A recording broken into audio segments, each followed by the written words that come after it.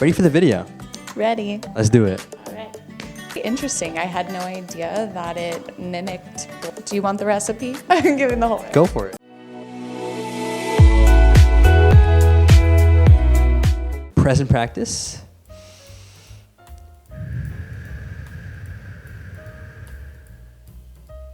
What's conscious? This is Vish and Ashley. And today we'll be responding to Sadhguru's video on Yogic Superfood Part 2. Want to tell the viewers more about yourself? Sure. I'm a fitness enthusiast. I am a lover and a dreamer and an overall happy person. Well, thank you so much for being here today. And what are your thoughts on this topic right now, right off the bat? Well, to be honest, I really didn't know that honey was a superfood, but honey is very powerful. Bees are very powerful, so I'm into it. Let's give it a whirl. Okay. Well, let's find out more and let's get rolling. Okay, sounds good. The only substance found on the planet whose chemical composition is very close to that of human blood. If it consumed raw, it has one kind of impact. If it is consumed in cold water, it has another kind of impact. Keeping the blood chemistry in a certain balance, keeping the blood pure will definitely happen. Wonderful diet for children in terms of enhancing their intellectual capabilities.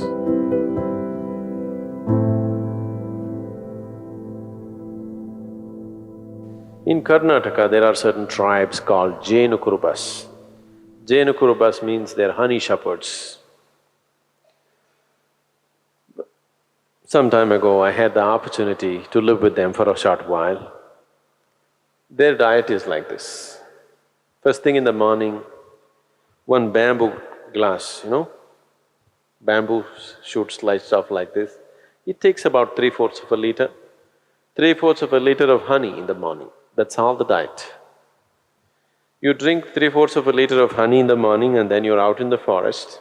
In a day, easily you walk 30 to 40 kilometers and you climb a minimum of 50 trees and get off up and down the trees. Until evening, there is nothing else. As you harvest honey, whatever comes on your hand, you lick that. So in a day, almost more than a liter and a half honey you're taking in. When you come back in the evening, there is some cereal, usually it's called jola, that's jawar, or it's like maize or ragi or something like this. Their main staple diet is honey. And you drink this 3/4 of a liter of honey and whole day you're so active, but there is no hunger, you're just fired up like that. That looks so good. They live really on this, does. they're called honey shepherds. Their diet is honey. Honey is one of the best things that you can consume. Psychological stability, physical well-being, vitality, all these things can be greatly enhanced simply consuming daily honey.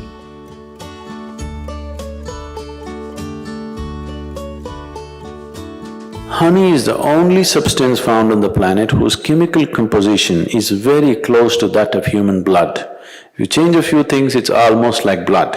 I didn't know that. Daily consumption of honey can do a lot for your health, especially people who have excess mucus problems. It's very good for your heart, it's good for your brains, it keeps your mind alert, and it's highly energetic. So daily consumption of honey can do a lot, especially if you have growing children. They must consume honey on a daily basis. It'll do a lot for the development of their intelligence and everything, even the ash god. Ash god and honey together will make a wonderful diet for children in terms of enhancing their intellectual capabilities. Asparagus? No. It's like a white squash. Oh, yeah. If you cook honey, it'll become poisonous. Honey should not be cooked. I know people are baking it, cooking it in cakes and other things, it's not a good thing to do. Certain part of the honey turns poisonous if you cook it. You should put it in warm water, not in boiling hot water. If you put it in hot water, it sets off a certain kind of enzymes, behave in a certain way in the honey that it tends to take away weight from the body. If you put it in cold water, it behaves in a different way and accordingly it adds weight to the body. It is not that a few spoons of honey that you're taking is putting weight to your body. It is just that it sets off a certain reaction in your system that your absorption rate is such that you tend to gain weight.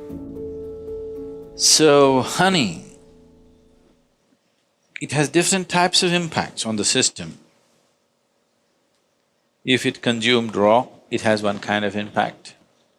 If it is consumed in cold water, it has another kind of impact.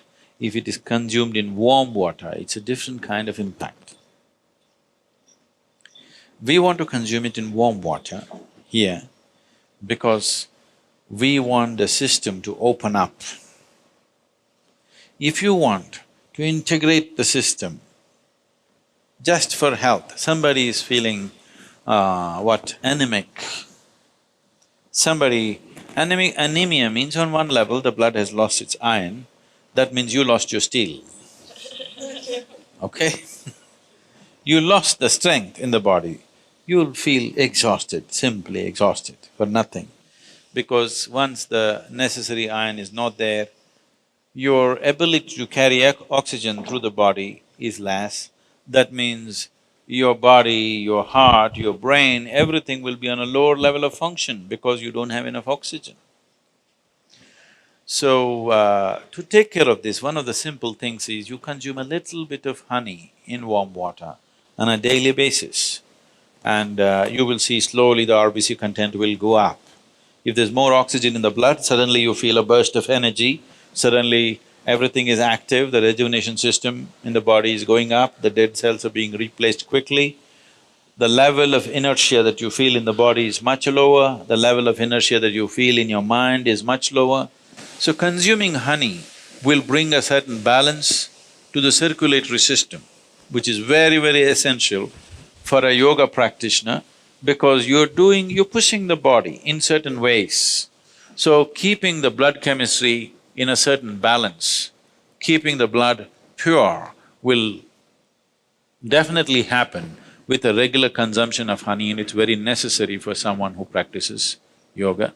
And turmeric also does similar things, it purifies the blood and it brings a certain translucence to your energies. Turmeric is one substance which not only works on the physiology, it also works on the energy system, and it is also true with honey that it also has impact on your energy system. Honey makes you more vibrant. Turmeric kind of calms you and keeps you easy. Morning you're having a little bit of honey, neem and turmeric. So consumption of neem and turmeric with a mildly laced honey water, it should be very mild.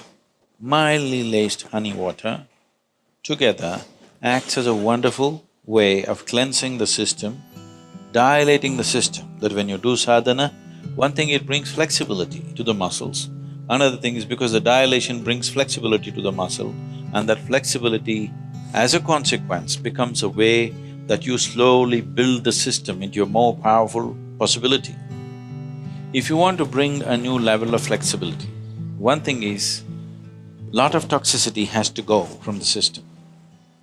If you just go on water diet or honey and water diet, which will keep you energetic enough, if you are not already bone thin, if you can afford to use a little bit of weight, if you put honey, you won't lose weight also. If you add enough honey or you take spoonfuls of honey, you won't lose weight.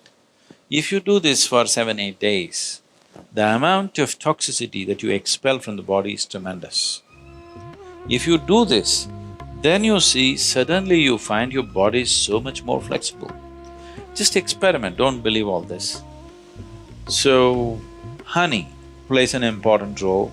People who are doing yogic practice, it is good to consume honey. So Ashley, after watching that video, what'd you think? Very interesting. I had no idea that it mimicked blood. That was definitely something quite fascinating to me as well, and I'm curious, what does honey look like in your diet? How often do you use it or eat it or consume it? I don't consume that much honey. I try to stay away from almost all sweeteners, even natural sweeteners.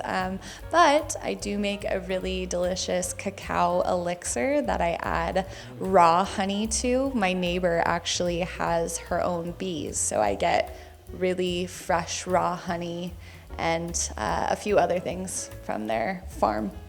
That is so cool, fresh honey. How would you compare that to honey from the store?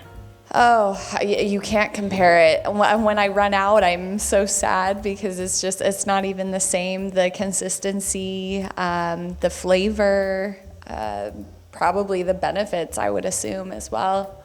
Makes sense, like straight from the bees. Yeah. Dope. And curious, with the cacao drink, is it like a hot drink or how do you add that? Yeah, so it's actually a superfood style drink. So I have ceremonial grade cacao that I add. I add also, do you want the recipe? I'm giving the whole recipe. Go for it. Okay, sure. So there's maca. I add a superfood greens powder that has spirulina and all different kinds of grasses and things. And then I will add the raw honey, a couple dates, chia seed, flaxseed, little vanilla, little dash of salt, actually, bring out the flavors of the sweetness, a little trick for you, and some protein powder, some vanilla protein, vegan protein powder, and I think that's it. I might have missed one thing, but that's the gist. Thanks for sharing the recipe. That got me drooling. I think that would be something I would love to try. Yeah. But thank you for sharing that. Absolutely, absolutely. And what are your thoughts on what he said? Because that's actually quite interesting. The view on how honey should be only consumed with like a warm temperature and not with like something hot or cold.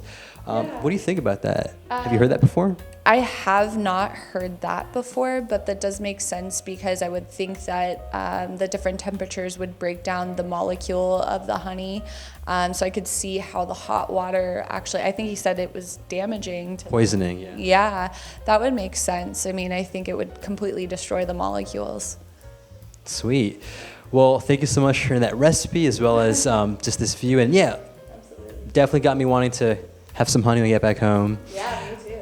And thank you so much for being here. Sure, absolutely. With that, don't forget to check out Ashley. All of her stuff will be Link below. And make it a great day. Take it joyfully and stay conscious.